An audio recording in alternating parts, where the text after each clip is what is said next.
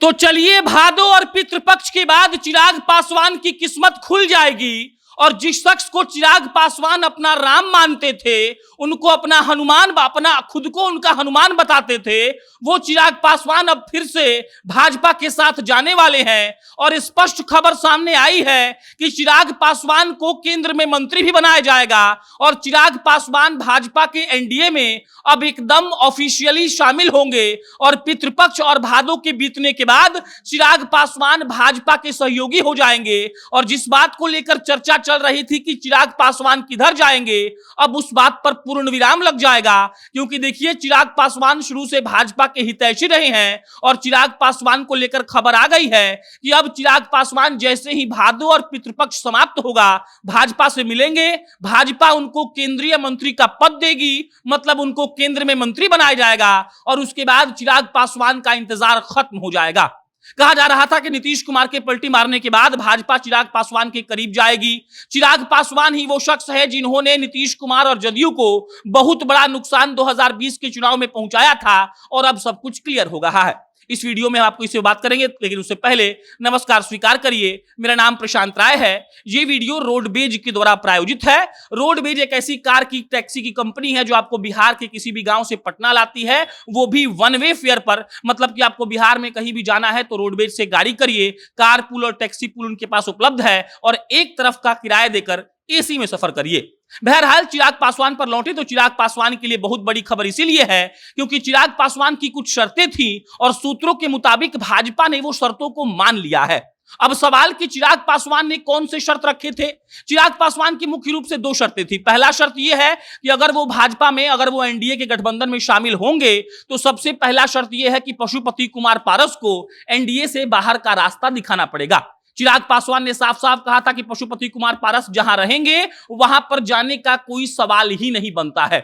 और सूत्रों के मुताबिक खबर यह है कि भाजपा वालों ने इस बात के लिए हामी भर दी है और भादो और पितृपक्ष के बाद चिराग पासवान को केंद्र में मंत्री बना दिया जाएगा। एक और शर्त है, चिराग पासवान ने कहा है कि आज के बाद जदयू और नीतीश कुमार की एंट्री एनडीए में हमेशा के लिए बंद होना चाहिए। हम जब एनडीए में शामिल होंगे तो यह बात सुनिश्चित करना पड़ेगा भाजपाइयों को कि उसके बाद जदयू और नीतीश कुमार भविष्य में कभी भी भाजपा के साथ गठबंधन में ना आए। और इसके लिए भी कहा जा रहा है कि भाजपा ने हामी भर दी है। भाजपा के सुशील मोदी तो कई बार कह चुके हैं कि नीतीश कुमार के लिए अब दरवाजे हमेशा के लिए बंद हो चुके हैं। लेकिन बड़ी खबर यह है कि चिराग पासवान को देखिए, चिराग पासवान को लेकर कहा जा रहा था कि अगर भाजपा उनको प्रोजेक्ट करती है तो चिराग पासवान तेजस्वी यादव के सामने सीएम के चेहरे के रूप में खड़े हो सकते हैं। लेकिन पेच यहां फंस रहा था कि चिराग पासवान यह कह रहे थे कि हम चुनाव के वक्त बताएंगे कि हम कौन से गठबंधन में शामिल होंगे। लेकिन अब यह बिल्कुल क्लियर हो चुका है कि चिराग पासवान पितृपक्ष और भादो के बाद एनडीए में शामिल हो जाएंगे, उनको केंद्र में मंत्री बना दिया जाएगा और चिराग पासवान फिर से भाजपा के साथ काम करने लगेंगे। और जिस तरीके से बिहार की राजनीति ने पिछले 1.5 महीने में पलटी मारी है, भाजपा के लिए बेहद जरूरी था कि वो चिराग पासवान जैसे एक चेहरे को अपने में शामिल करवाएं। और भाजपा बहुत राजनीति, मतलब चतुर राजनीति करती है, तो उनको पता है कि चिराग पासवान को वो लोग मिस नहीं कर सकते हैं। और अब खबर है कि चिराग पासवान भादो और पितृपक्ष के बाद एनडीए में शामिल होंगे, केंद्र में मंत्री बनेंगे। उनकी दो शर्तें, पहली यह कि पशुपति कुमार पारस को भाजपा बाहर का रास्ता दिखाए और जदयू और नीतीश कुमार के लिए भाजपा हमेशा के लिए नो एंट्री का बोर्ड लगाए। इस दोनों शर्तों को कहा जा रहा है कि भाजपा ने स्वीकार कर लिया है और अब चिराग पासवान खुशी खुशी भाजपा में जाएंगे।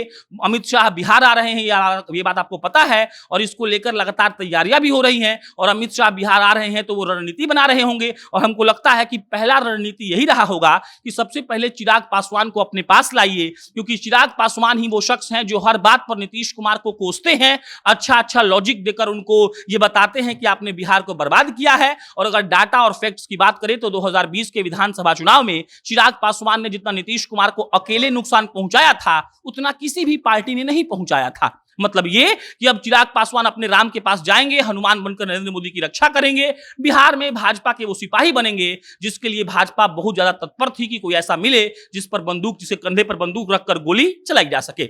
बहरहाल, चिराग पासवान पितृपक्ष और भादो के बाद शामिल होते हैं। क्या होगा, इसका कोई खबर आएगा तो आपको हम अपडेट देंगे। आप जनता न्यूज़ देखते रहिए। बहुत बहुत धन्यवाद।